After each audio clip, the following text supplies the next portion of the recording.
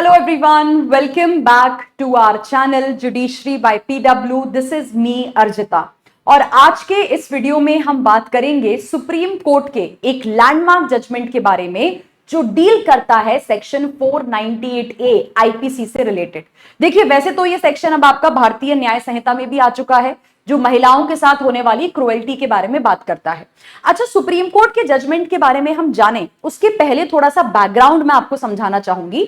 देखिए बेसिकली ये सेक्शन या चाहे आप भारतीय न्याय संहिता में सेक्शन को पढ़ो, ये कहता क्या है?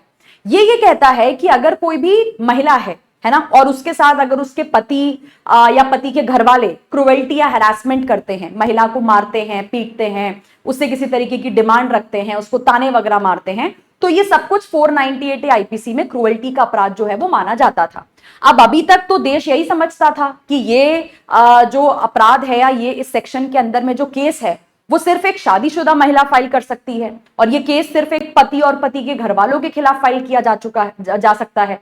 लेकिन अब सुप्रीम कोर्ट ने ये कह दिया है कि जो लिव इन रिलेशनशिप में रह रही महिलाएं होती हैं, मतलब जिनकी शादी नहीं हुई है, वो भी अगर चाहें तो क्रुएल्टी का केस फाइल कर सकती हैं अपने पार्टनर्स के अगेंस्ट, यानी कि ऐसा कह लो अपने बॉयफ्रेंड के अगेंस्ट। अब एग्जैक्टली सुप्रीम कोर्ट ने ऐसा क्यों कहा है, क्या था ये पूरा केस, इसे आज के इस वीडियो में हम समझते हैं।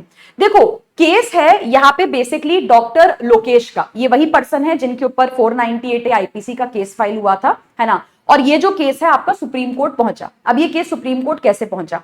अब डॉक्टर लोकेश जो है और ये एक महिला, ये साथ में रहते थे। अब महिला का ऐसा कहना था कि डॉक्टर लोकेश ने इस महिला के साथ शादी की और महिला से शादी करते समय डॉक्टर लोकेश ने इनको ये बात नहीं बताई कि ये ऑलरेडी पहले से शादीशुदा है। ठीक है, फिर भी चलो महिला इनके साथ रहती रही, मतलब उनकी शादी की कोई वैल्यू नहीं थी क्योंकि डॉक्टर लोकेश तो ऑलरेडी पहले से मैरिड थे, तो उस हिसाब से सेकेंड मैरिज लीगल या वैलिड तो मानी नहीं जाती है। फिर भी ये महिला डॉक्टर लोकेश के साथ रह रही थी। अब महिला का कहना था कि उस दौरान डॉक्टर लोकेश और इनके परिवार वालों ने महिला के साथ क्रुएल्टी की और हैरासमेंट किया। इनफैक्ट उन्होंने इनको जलाने तक की यहाँ पे जो है वो कोशिश की। अब इस बेसिस पे ये महिला क्या करती हैं, ये डॉक्टर लोकेश और इनके परिवार के ऊपर 498 आईपीसी का केस फाइल कर देती हैं। अब डॉक्टर लोकेश का सीधा सा आर्ग्यूमेंट यही आया, उन्होंने कहा कि सर महिला खुद कह रही है कि मेरी तो ऑलरेडी पहले से शादी हो चुकी है, मैं ऑलरेडी पहले से मैरिड हूं, मेरी तो पहली मैरिज वैलिड है, एग्जिस्ट कर रही है, तो मतलब इस महिला के साथ जो मैंने सेकंड मैरिज की है ये वैलिड तो नहीं मानी जाएगी, ये तो शादी कोर्ट जो है, लॉ जो है, इसको नल एंड वॉइड मानेगा। तो अगर ये जो महिला है उसके साथ मेरी शादी हुई ही नहीं है, ठीक है, मैं इसका हस्बैंड ही नहीं हूं, ये मेरी वाइफ ही नहीं है और हमारी शादी को कोर्ट रिकॉग्नाइज करता ही नहीं है, तो ये महिला मेरे ऊपर 498 आईपीसी का कैसे केस फाइल कर सकती है? क्योंकि 498 आईपीसी में केस फाइल होने के लिए तो आपको हस्बैंड वाइफ होना जरूरी होता है ना। हम तो है ही नहीं हस्बैंड वाइफ, हम तो ऐसा कह लीजिए बेसिकली पार्टनर्स की तरह हो गए, साथ में जो रह रहे थे हस्बैंड वाइफ की तरह। हम हस्बैंड वाइफ हैं कहां? अब पहले ये केस आपका कर्नाटका हाईकोर्ट के पास जाता है, लेकिन कर्नाटका हाईकोर्ट डॉक्टर लोकेश के साथ, मतलब एक्यूज्ड के साथ अग्री नहीं करता है।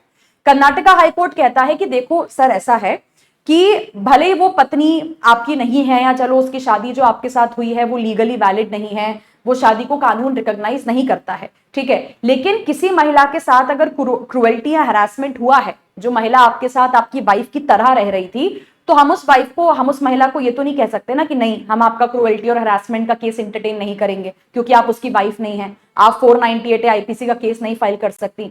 हमें बेसिकली ब्रॉडर पिक्चर देखने की जरूरत है। ब्रॉडर पिक्चर क्या है कि यार ये सेक्शन लाया गया था किसी महिला के साथ क्रुएल्टी और हैरासमेंट को रोकने के लिए, उस महिला को प्रोटेक्ट करने के लिए। तो अगर महिला को जरूरत है हमारी प्रोटेक्शन की तो हम देंगे ना, हम उससे ये थोड़ी ना आर्ग्यूमेंट करेंगे कि नहीं आपकी शादी नहीं हुई है और आप तो उसकी वाइफ ही नहीं है, तो आप कैसे 498 आईपीसी का केस फाइल कर सकती हैं। तो कर्नाटका हाईकोर्ट ने एक्यूज की बात नहीं मानी, डॉक्टर लोकेश की बात नहीं मानी, केस चला गया supreme court. Surprisingly supreme court ने भी कर्नाटका हाईकोर्ट के साथ अग्री किया और डॉक्टर लोकेश से यह कह दिया गया कि बिल्कुल आपके ऊपर 498 आईपीसी का केस चलेगा और बिल्कुल हम इस केस को खत्म नहीं करेंगे। और यह तक कह दिया कि लिव इन रिलेशनशिप्स पर भी आपका क्या होता है, आपका 498A अप्लाई होता है। लेकिन अब इसकी कुछ कंडीशन है, ऐसा नहीं है, सुप्रीम कोर्ट ने यह नहीं कहा है कि हर लिव इन रिलेशनशिप में रह रहा कपल जो है वो 498 आईपीसी में केस फाइल कर सकता है। सुप्रीम कोर्ट ने कहा है कि जो live in relationships in the nature of marriage है, मतलब आपकी बस फॉर्मली शादी नहीं हुई है, अदरवाइज आप रहे तो पूरे हस्बैंड वाइफ की तरह रहे हैं, आपके बीच में सब कुछ एक मैरिज जैसा है, और आगे जाके कभी आप आपस में शादी करने का इंटेंशन रखते हैं, तो ऐसे जो लिव इन रिलेशनशिप्स होते हैं और उस लिव इन रिलेशनशिप में अगर महिला के साथ क्रुएल्टी या हैरासमेंट किया गया है तो वो महिला क्या कर सकती है, केस फाइल कर सकती है। ठीक है, कोर्ट ने कहा कि 498A cruelty, harassment, mental physical injury या किसी को आत्महत्या करने के लिए मजबूर करना, ये सभी चीजों को यहां पे जो है वो कवर करता है। तो चाहे हस्बैंड वाइफ की लीगल फॉर्मल शादी हुई हो, चाहे आपकी शादी ना हुई हो, चाहे आप एक लिव इन रिलेशनशिप में रह रहे हो हस्बैंड वाइफ की तरह, दोनों ही केसेस में जो महिलाएं होती हैं उनको 498 आईपीसी में केस फाइल करने की आजादी होती है। क्योंकि अगर आप ये कहने लग जाओ कि नहीं आपकी तो शादी नहीं हुई है, आप तो इनकी वाइफ नहीं है, तो हम आपको अलाउ नहीं करेंगे, ठीक है शादी होनी चाहिए, ये एक डिस्क्रिमिनेशन है जो आप महिलाओं के बीच कर रहे हो। भाई इन दो केसेस की जो महिलाएं हैं इनके बीच में अंतर क्या है, अंतर बस यही है ना कि फॉर्मल तौर पे शादी नहीं हुई है, लीगल तौर पे शादी नहीं हुई है।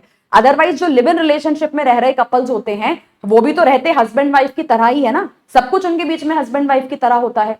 तो लिव इन वाली महिलाओं को हम क्यों नहीं अलाउ कर रहे हैं 498 आईपीसी का केस फाइल करना, सिर्फ इसलिए कि आपने लीगल मैरिज नहीं की है, फॉर्मल मैरिज नहीं हुई है। तो सुप्रीम कोर्ट ने कहा ये क्या हो जाएगा, ये आर्टिकल 14 का वायलेशन यहां पे हो जाएगा। ये सुप्रीम कोर्ट ने कहा एक महिला की देखो चॉइस होती है, ठीक है, कोई महिला शादी करके किसी आदमी के साथ रहना चाहती है, कोई महिला शादी ना करके रहना चाहती है, लिव इन रिलेशनशिप में रहना चाहती है, हमें दोनों चॉइसेस को रिस्पेक्ट करने की जरूरत है। दोनों में से किसी भी केस की महिला अगर आती है क्रुएल्टी और हरासमेंट का एलिगेशन लेके, तो हमें एक्शन लेना पड़ेगा आदमी के खिलाफ और उसके परिवार वालों के खिलाफ, ठीक है। लेकिन वही बात है, देखो वापस से सुप्रीम कोर्ट ने इस केस में एक बात को रिपीट किया है, हर लिव इन रिलेशनशिप पे ये बात नहीं अप्लाई होगी कि हर लिव इन में रह रही महिला आ गई और आके उन्होंने 498 आईपीसी का केस फाइल कर दिया। कंडीशंस क्या है, कंडीशन ये है कि live in relationship in the nature of marriage होना चाहिए, आपके बीच में सब कुछ एक हस्बैंड वाइफ जैसा है, एक्सेप्ट कि आपकी फॉर्मल और लीगल तौर पे शादी नहीं हुई है, अदरवाइज आप में और एक शादीशुदा कपल में कोई अंतर नहीं होना चाहिए। दूसरा, आप दोनों 18 साल के ऊपर हैं, और तीसरा कि आप अभी तो नहीं लेकिन फ्यूचर में आपस में शादी करने का इंटेंशन रखते हैं, बस अभी लिव इन में रह रहे हैं। तो ये इंग्रेडिएंट्स अगर आपके अट्रैक्ट हो गए तो ऐसे लिव इन में रह रही महिला यहां पे क्या कर सकती है, केस जो है वो फाइल कर सकती है। मतलब सुप्रीम कोर्ट ने ये कह दिया है कि जो 498 आईपीसी में हस्बैंड वर्ड यूज किया जाता है उसमें अब आपका लिव इन पार्टनर भी यहां पे आएगा। अच्छा, वैसे तो देखिए जो लिव इन में रह रही महिलाएं होती हैं उनके पास ऑलरेडी एक रेमेडी था, अगर आपके साथ आपका बॉयफ्रेंड स्लैश पार्टनर करता है क्रुएल्टी या हरासमेंट करता है तो आप डोमेस्टिक वायलेंस में भी केस फाइल कर सकते थे, डोमेस्टिक वायलेंस एक्ट में। लेकिन वो क्या है, वो एक सिविल लॉ हो जाता है डोमेस्टिक वायलेंस, ठीक है। ये बात भी सुप्रीम कोर्ट ने यहाँ पे कही है कि वहां पे क्या है, आपको सिविल रेमेडीज मिलती हैं ज्यादातर, लेकिन 498 आईपीसी क्या है, थोड़ी बड़ी बात है, प्रॉपर क्रिमिनल अपराध हो जाता है ये यहाँ पे। तो यहाँ पे जो डोमेस्टिक वायलेंस एक्ट है, आप ये नहीं कह सकते कि मतलब हम क्यों अनमैरिड लड़कियों को भी इसमें अलाउ कर रहे हैं 498 आईपीसी में, है तो उनके पास domestic violence act. Domestic violence act थोड़े सिविल टाइप का है, 498 थोड़ा क्रिमिनल नेचर का है, तो बेटर रहेगा महिलाओं के पास दोनों सेक्शंस का प्रोटेक्शन यहां पे रहे। बट देखो एट द सेम टाइम एक इंडिया के सोसाइटी की रियलिटी जो हम इग्नोर नहीं कर सकते कि 498 आईपीसी का किस हिसाब से देश में मिसयूज किया जाता है वो हम सब देखते हैं, झूठे केसेस किस हिसाब से फाइल होते हैं वो हम सब देखते हैं। तो झूठे केसेस अब यहां पे भी आ सकते हैं कि लिव इन में रह रही महिलाएं भी अब झूठे केसेस फाइल करेंगी। तो इसलिए सुप्रीम कोर्ट ने कहा है कि जो अरनेश कुमार गाइडलाइंस थी उन गाइडलाइंस को आपको नहीं भूलना है, ताकि क्रुएल्टी वाले सेक्शन का अपराध का मिसयूज ना हो, ना किसी शादीशुदा महिला के द्वारा, ना किसी लिव इन में रह रही महिलाओं के द्वारा। तो क्या गाइडलाइंस का आपको यहाँ पे ध्यान रखना है कि जब कोई महिला 498 आईपीसी का केस फाइल करे तुरंत इमीडिएट अरेस्ट नहीं करना है, ना लड़के को ना लड़के के परिवार वालों को। पहले आप एक प्रिलिमिनरी इंक्वायरी करेंगे, जांच करेंगे कि क्या लड़की की बात में दम है, क्या लड़की सही कह रही है, अगर हाँ और अगर लगता है कि लड़की की सेफ्टी सिक्योरिटी के लिए अरेस्ट करना जरूरी है तो जाके अरेस्ट करो, अदरवाइज अरेस्ट नहीं करना है। तो बेसिकली यहाँ पे डॉक्टर लोकेश की पिटीशन को सुप्रीम कोर्ट ने रिजेक्ट कर दिया और उनसे कहा कि सर आपके खिलाफ केस तो चलेगा, हम केस को तो खत्म नहीं करेंगे जो आपके खिलाफ 498 आईपीसी का केस यहाँ पे फाइल किया गया है, ठीक है। तो काफी सिग्निफिकेंट जजमेंट है जिसमें 498 आईपीसी का स्कोप सुप्रीम कोर्ट ने बढ़ा दिया है। सुप्रीम कोर्ट ने कहा है कि लिव इन में रह रहे जो लड़के होते हैं उनके ऊपर भी क्रुएल्टी का केस फाइल किया जा सकता है अगर आपका लिव इन क्या है, शादी के जैसा है, in the nature of marriage है और आप आगे जाके शादी करने का इंटेंशन रखते हैं। तो इस जजमेंट पे आपका क्या सोचना है मुझे कमेंट सेक्शन में जरूर बताइएगा। बाकी जैसा कि एक इंपॉर्टेंट इंफॉर्मेशन मैं आपको हर वीडियो में देती हूं, वो आज भी यही है कि स्टूडेंट्स, हमारा जो निर्णय दिवस का ऑफर है, डिस्काउंट है, बहुत जल्दी खत्म होने वाला है।